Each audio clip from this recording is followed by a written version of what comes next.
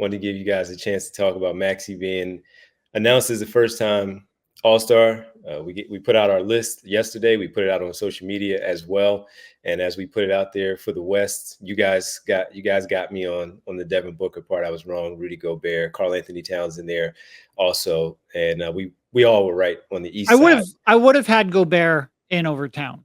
I think when you look at that team, they are built around their defensive identity. Gobert is a huge part of that. If you're going to give them a second All-Star, I think it should have been Gobert.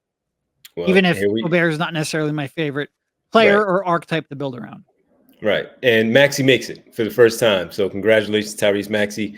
We've seen him come in from the 2020 draft, the COVID draft, and not knowing what this guy was going to be. And they wound up getting a steal at that spot in the early 20s and drafting this guy who is now going to be, a first-time All-Star. So with that being said, though, guys, Kyle, you want to go first on this one with the announcement? It's great for Tyrese.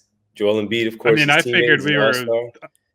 I figured this would come after we got to where do the Sixers go from here, but we can table that for a second. You need kind of like a shit sandwich. We talk about shit at the beginning, shit at the end, a little bit of positivity in the middle. Well, I don't have positivity for you here either, because I'm irritated at the fact that they waited until that announcement was strategically timed to coincide with All-Star announcements. The most messed up part about it is they could have very easily just done this coinciding with Nick Nurse's pregame in Utah, which is probably happening in 15 minutes. You already waited all day, and instead of just telling the reporters on the ground there and sending it out to Shams and Woj and whoever at 8:20, they did it in the midst of Tyrese Maxey getting this awesome honor that we would all in the chat on the show, everywhere else, would sit here and say, that guy's worked his ass off to get to where he is, has absolutely earned this. This is not like a surprise at this point. This was not him sneaking in. This has been a great, great season for Tyrese Maxey. Has been one of the biggest stories of the organization in the last half decade. Comes here by stroke of good fortune and the stroke of Mike Muscala in the Disney World bubble, and has now turned himself into a 25 point per game guy, growing as a point guard, synergy with Joel, all that stuff. We've said best partner he's had in terms of the fluidity, the chemistry, all that.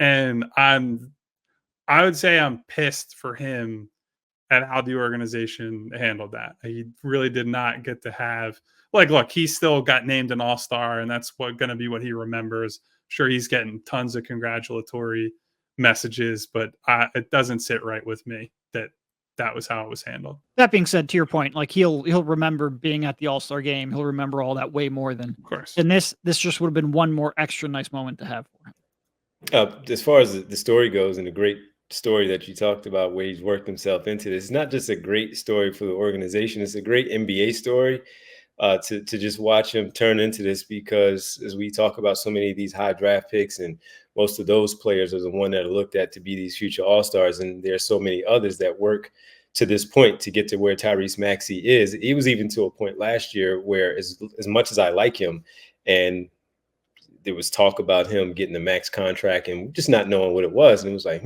wow, Tyrese Maxey in a max contract conversation, look at where he's worked to get to that kind of conversation where that is being attached to his name.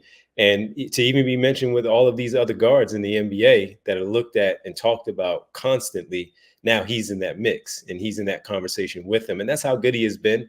That's why the Sixers were at a point where they were 29 and 13.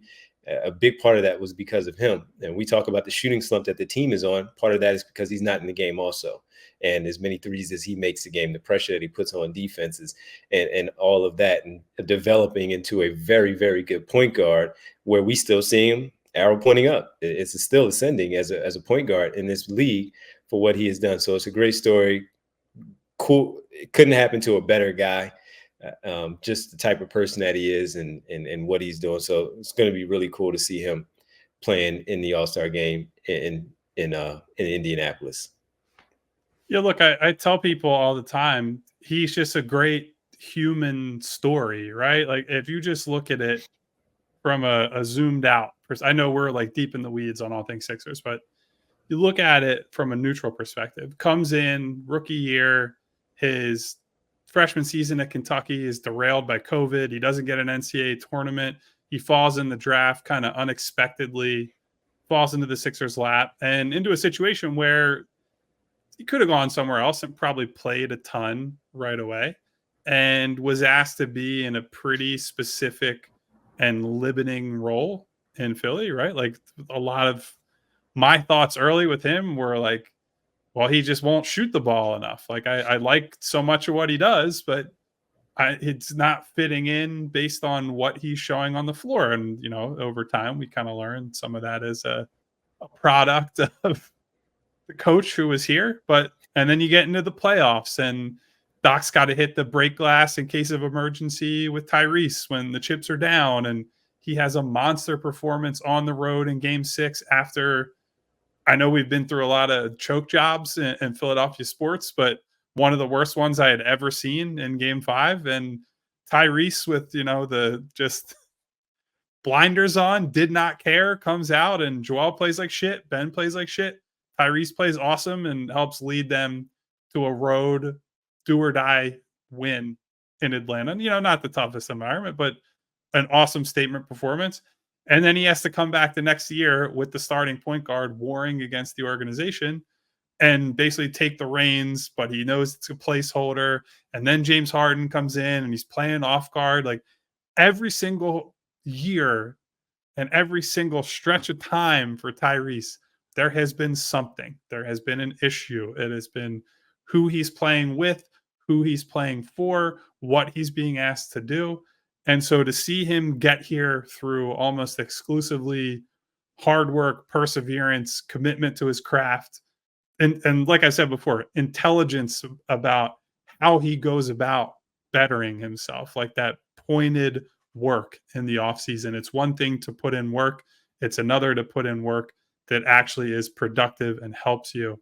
And he has passed every test with flying colors. So I want to make sure that we say that this is a great honor for Tyrese, and one that he has earned many times over. I just wanted to make sure we did what they didn't do for him. You know, give him that time, give him that space of talking about the good stuff with him. Yeah, the guys, yeah, man, he really has. And watching him work and watching what he does in the community and in the off season, as you talked about, people were livid that he wasn't a part of the 40+ man USA pool because they felt like he was deserving of that. Again, just goes to the testament of what this guy has done to put himself in the conversation with the rest of the best in the NBA. And who knows, he might even be involved in that later on as we get closer to that time. But that being said, the guy has worked and he has earned this, and it's a really cool thing for him and this organization. Enough where Joel Embiid jokes enough and calls him the franchise, and who knows, the guy right now, the guy is the franchise right now. So on your shoulders, my man. So on your shoulders. All right, Derek, did you want to add anything else, or you want to move on? No, I mean, look, it is like the guy has gotten better every year. The guy has taken jumps that none of us have expected he was capable of taking. The guy has done everything you could have asked for him, and none of that comes by accident. It's not like this is some, 6'7" super hyper athletic guy. Like, in order to make the improvements he needed to make in his jump shot and his passing and his floor game and his recognition, that only came from a lot of really hard work. So for him to get this kind of respect and to have, gotten the payoff for all of that work, it's good to see. It is like, he really should be one of the most popular athletes in Philadelphia. I think sometimes some of the negativity around the Sixers maybe prevents him from getting that, or the skepticism around the Sixers, maybe better way to phrase that than negativity. But it's good that he's getting that league-wide recognition, and I think he's going to be real popular for a long time. We all silly like the mayor.